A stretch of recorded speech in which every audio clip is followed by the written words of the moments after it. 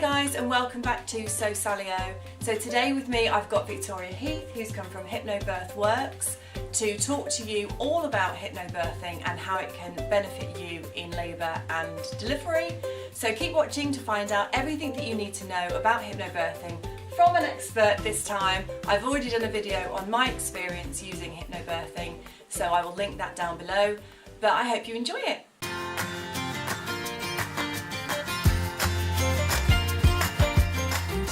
All of the muscles, there's a big concentration. You've got longitudinal muscles from your cervix up to the top of your fundus, and then you've got circular muscles that come around. Okay. And when you're pregnant, they're holding the bump up. They're really strong. Yeah.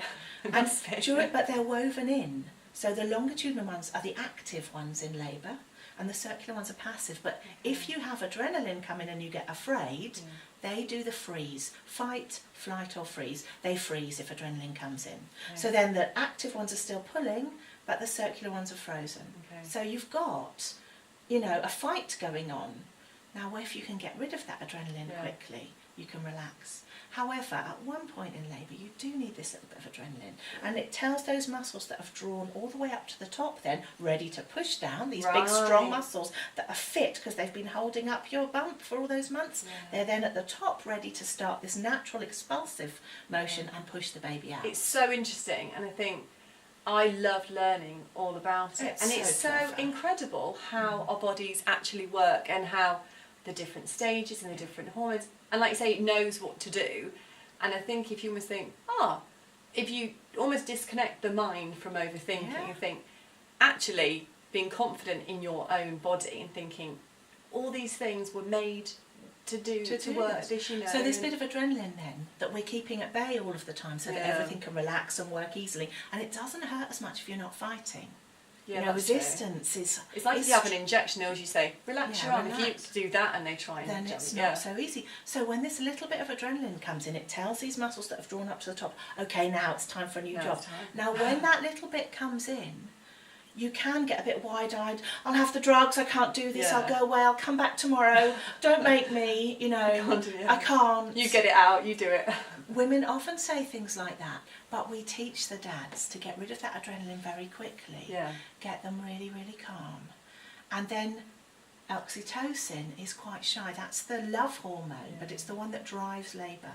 So the endorphins that are released with touch allow oxytocin to flow really, really well.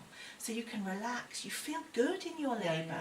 We say that women, and it's not just me, the good birth gurus will say a woman who doesn't look glorious in labour is not being well enough loved. Don't say pain. Once you know you're going to labour, don't say birth and pain together. Choose another word. Another word which means the sensation of birth that doesn't have any negative connotations, and it will help. Do you replace other words with more positive language? We say, instead of saying a contraction, now the fact is they use contraction because this longitudinal muscle is tightening up. That's like the medical term. But actually, depending on how your mind works, sometimes for people think about contracting is about tightening up, and actually we want to relax. So calling it a surge, which sounds like a wave, and it also sounds like it'll be over soon. Yeah, but also a surge, a wave comes, peaks, and then dies away. Think about those surges, those waves coming in and then swapping over. Whereas contractions either nothing or... Yeah, but also just because you have a few surges in a row that feel quite intense, that doesn't mean that it's just going to keep on getting more intense. Sometimes it builds and you have a few close together, and that's often about the baby shifting round into that optimal position. And then you have another one. You just keep doing your breathing, you keep doing your visualisation, you keep being stroked, full of endorphins and oxytocin.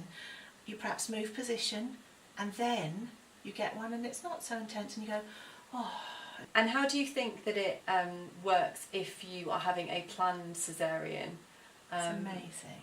Because it's or other intervention, or whatever. Okay, so I often get women who call me up and they say, look, the thing is I might have to have a caesarean birth where they're just trying to work out what's going on. And so I've had I don't know if I should come. It's pointless, or they think, I've been doing hypnobirthing, but I don't need it now.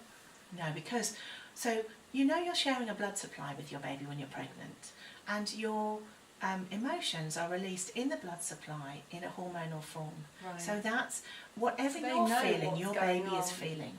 So you're not just hypnobirthing for the birth either. You're partly doing it to start.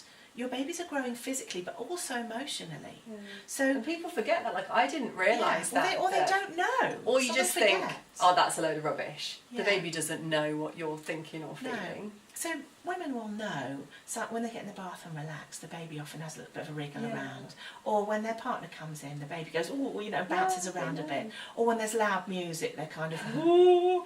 Or when they're very chilled, they listen to perhaps a bit of trancey music and the baby might go very, very still. Yeah. Now, this baby's learning emotionally what goes on. So part of hypnobirthing is that when you feel an emotion, if you feel adrenaline, you feel stressed, anxious, somebody cuts you up in the traffic, work stressful, the baby's feeling like that too, but they're in the dark in there, they've got no idea why, and they're just there going, oh, I don't feel nice. Yeah, I just know mum isn't feeling nice. So but they're not feeling it either because they're full of adrenaline, and they're only little. Yeah. So we teach women very quickly with breathing, visualisation, perhaps a bit of stroking, to get themselves within a few breaths to a place where they've then got endorphins running again. The adrenaline's died away.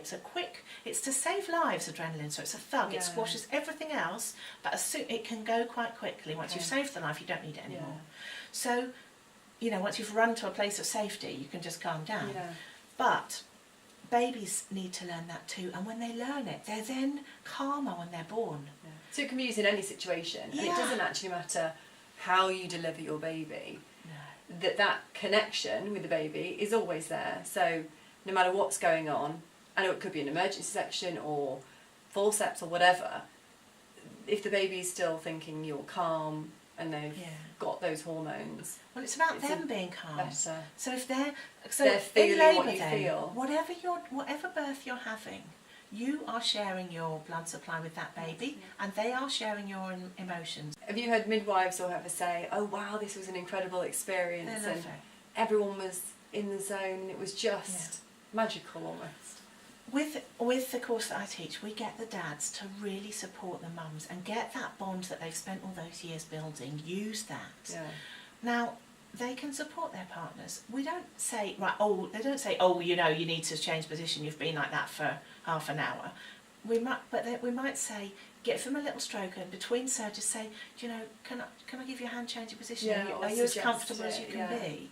And so they watch this beautiful teamwork. But when you watch a good birth, you're watching people deeply, deeply caring about each other and really supporting and loving each other. It's the most beautiful thing. And really, it's for me anyway, it's probably the most bonding experience, because it was, obviously there was the midwife, but it was just the two of us. And ultimately, you're in it together. Do you know, it's so important that the dads are part of it, because if not, then if they don't know what's going on and they don't know how to support you, then the person that they love the most is doing something so incredibly powerful on their own. And they're already not really as much a part of it, because they already probably feel like you've carried this baby for 9 months, you're giving birth to it, you're going through this. So we get the dads really bonding. Imagine if it was the other way around. I would want to be as much a part of it as possible. Yeah, so when I say to the dads, you know, actually you could be the one who receives your baby. Yeah. Actually, your baby, when you come home and you hug your wife and you stroke your belly, if you put your head close to the baby, she's got endorphins flowing, she's feeling good, she's full of oxytocin maybe, and you say hi to that baby. It anchors in that love. So it knows, it feels good when it hears that voice. Yeah. So your baby is already bonded to you.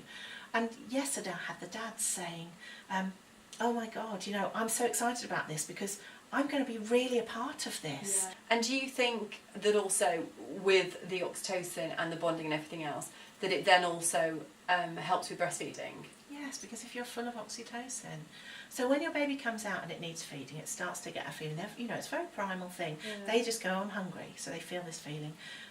Instead of going, and screaming their heads off straight away, you get a little bit of they start to wriggle their bodies, they might put their hands. I didn't know anything about that first time. I didn't know those signs.